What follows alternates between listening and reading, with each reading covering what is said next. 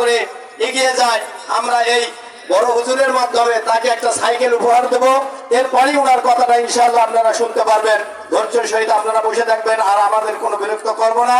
আপনারা দোয়া করবেন এই এতিমখানাটা যেন আগামী দিনে মেরিহাটের ভিতর একটা শ্রেষ্ঠ এতিমখানা হিসেবে প্রতিষ্ঠা পায়। আপনারা সার্বিক সহযোগিতা করবেন।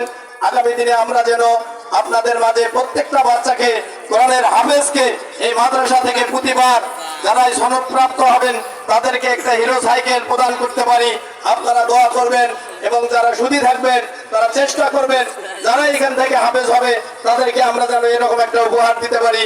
আল্লাহ পাক আমাদের সকলকে তৌফিক দান করুক। এ পর্যায়ে সাইকেলটা বিতরণের পরেই ইনশাআল্লাহ আপনাদের মাঝে আমাদের শ্রদ্ধেয় প্রধান বক্তা মূল্যবান কথা রাখবেন।